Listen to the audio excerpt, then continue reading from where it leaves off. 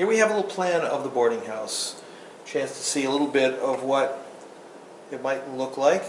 Let's take a little look at the outside of the boarding house here. This is a look at what it might look like. You can see 4 doors on this side. There would be 2 at each end as well. 8 units in this boarding house. We're in this unit right here in our museum.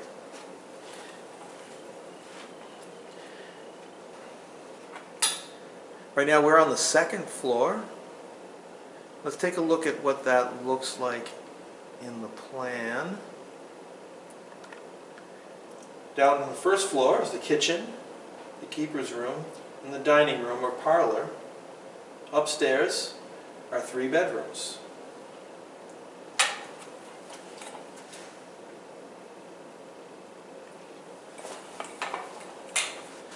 Upstairs are 3 bedrooms. We are standing now in what was 1 bedroom, and just next to us was another bedroom where we now have a display. There would have been a 3rd bedroom on the other side of the room. Stairs would continue up to the 3rd floor as well.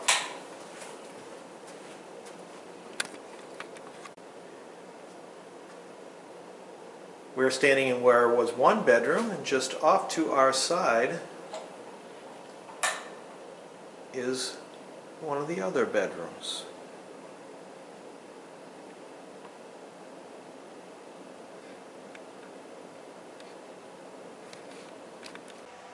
Here's our stove for the boarding house.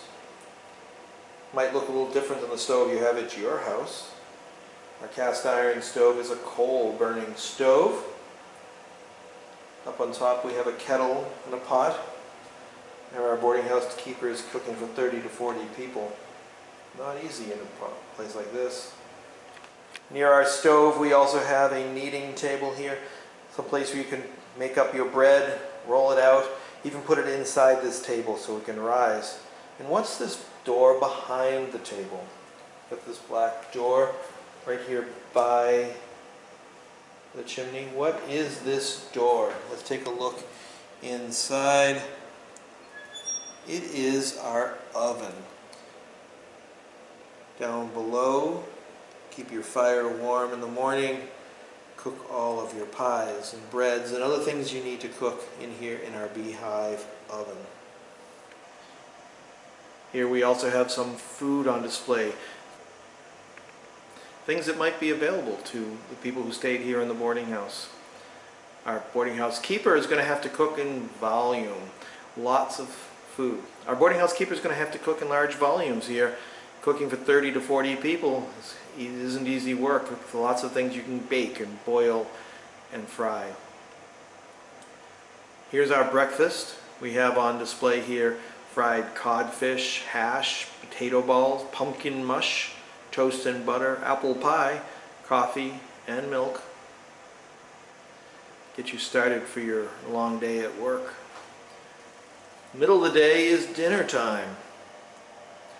Here is our dinner. Start off down here with pea soup, plus a boiled dinner with beef, potatoes, carrots, turnips, parsnips, some homemade bread and bread pudding, and of course coffee and some water. At the end of the day, going to come back for supper.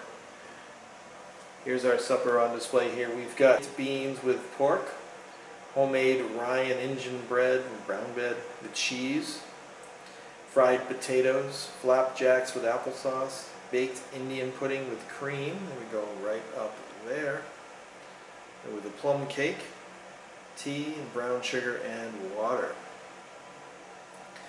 Seems like lots of food here on display, but of course it's going to be served family style or boarding house style, all of it coming to your table in one big batch, and you have to fight with all the people at your table and see if you can get your serving of food.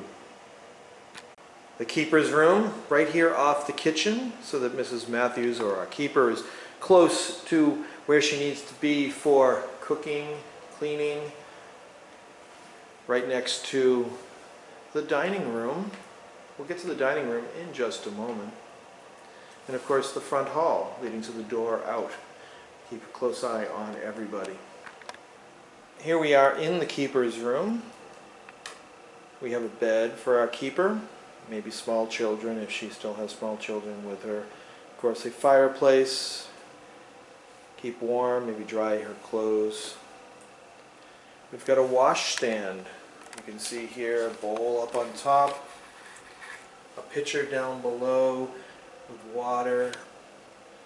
Wash up here in the bowl. There is, of course, no shower or bathtub or anything like that here in the And Mrs. Matthews, or our keeper, is also running a business here, so we need a ledger book and things you need to keep track of expenses, income.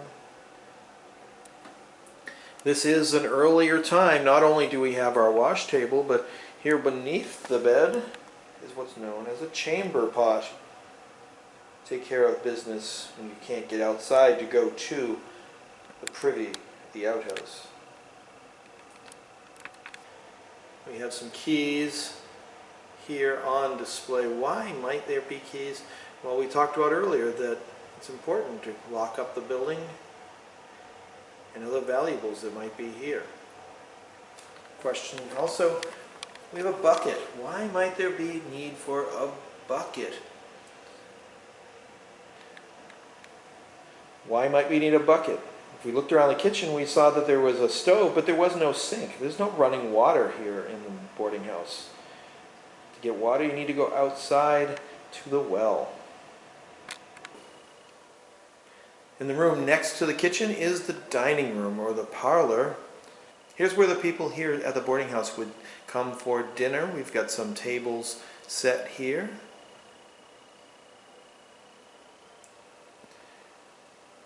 We have 2 tables set at the moment, but there may have been more when this was serving 30 or 40 people. You notice that we have mixed match dishes. Any idea why? Most of the boarding house keepers were responsible for getting their own furniture and dishes and everything they needed for their boarding house. Some of these would be bought locally here in Lowell, or things they brought with them from their home before they came here. After the meals are done, this might be a place where a boarding house where the people could come back and socialize, read or talk, play music perhaps. Here we also have a piano on display. Maybe the workers all went in to buy a piano together. Or maybe they have other kinds of instruments they could play. This may also be a room where you clear off the tables and have a place to sit, to talk, to share, maybe talk about the events of the day or things you are happy or upset about. Maybe also a place where people selling goods would come by in a safe place. Or if you have a gentleman caller come by to visit you. All right next to the kitchen where this boarding house keeper can keep a close eye.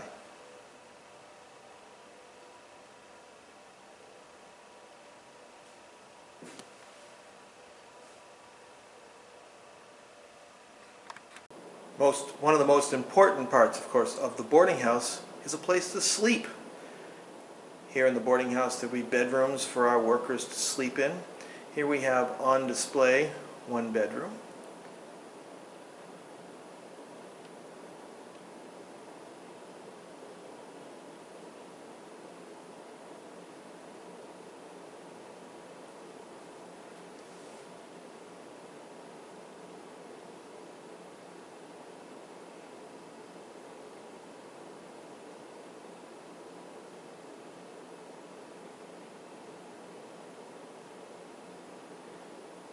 As you look around the bedroom, think about who was staying here, what life was like for those people staying here in the boarding house. As we look beneath the bed a little bit. You can see a trunk, another box, a trunk. Think about what isn't seen in this room. maybe that you have in your room? Do you see a lot of other places to store your clothes, to store your belongings?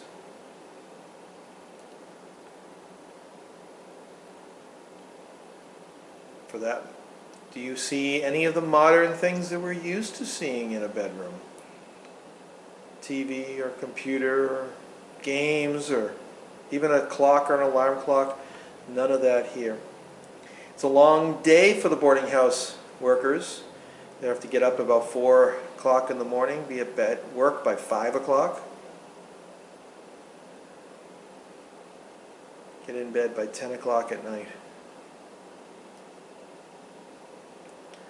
Notice there are 2 beds here, but that does not mean there are 2 people here. Are there any clues that there are more than 2? Well, if you look at the clothes, you can see a set of clothes here. There are probably 4 people in this bedroom.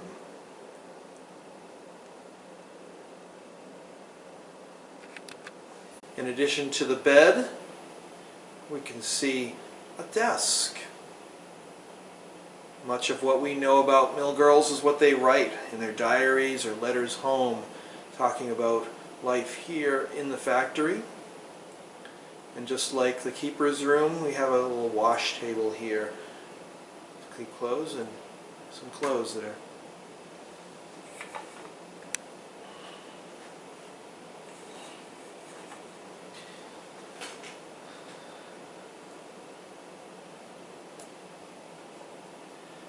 We have a desk for writing your letters home, writing in your diary. Most of what we know about mill girls is what they've written to others. Next to that, we also have another wash table. Keep clean, and here we have some clothes drying as well. If you look on the chair in front of the wash table, you see perhaps a fancier bonnet. One of the advantages of coming here to the mills is that you make some money, perhaps that you can spend in the stores.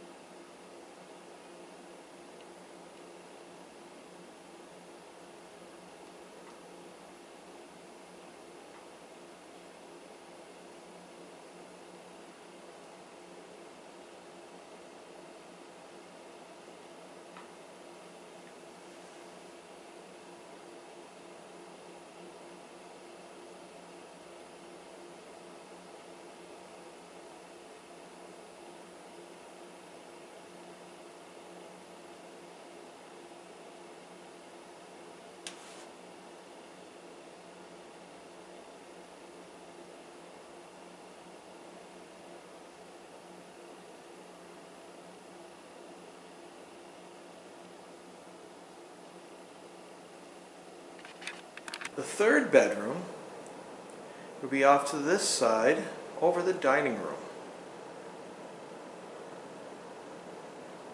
where we have a display today about mill girls here in Lowell. Part of the display today is our farm girl to factory girl. Here's our farm girl who's just arrived here in Lowell with her goods from farm.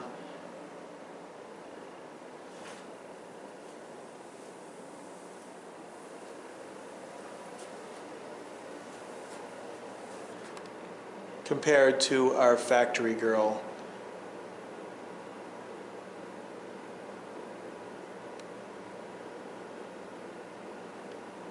Reminders of our work here.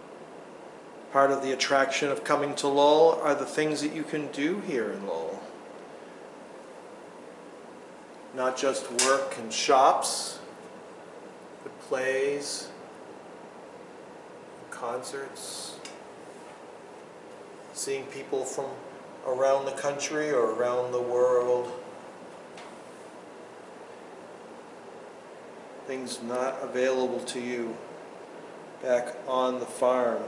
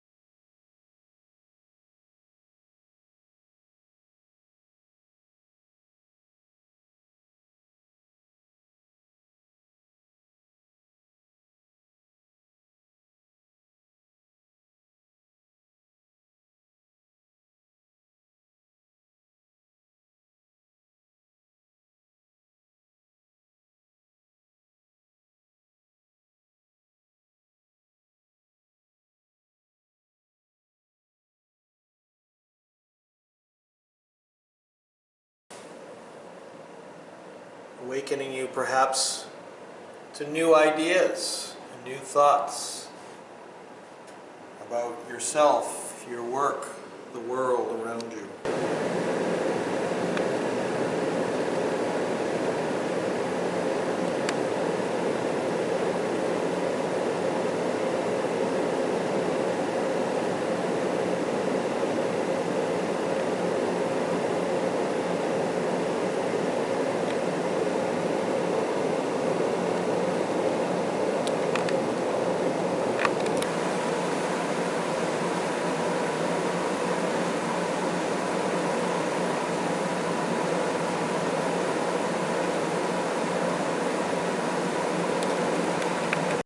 In 1845, a petition was sent to the state legislature asking for a reduction in the hours from 14 hours to 10 hours, the so-called 10-hour day or the 10-hour petition.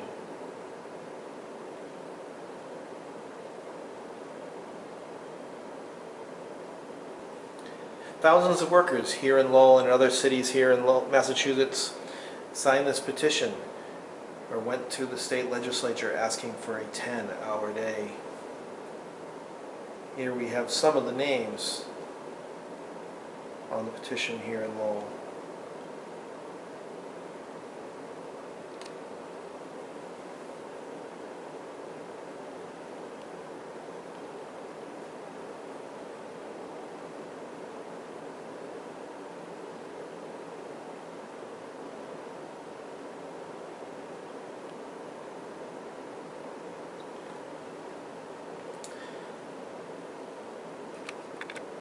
In the end, the workers in 1845 did not get their 10-hour day.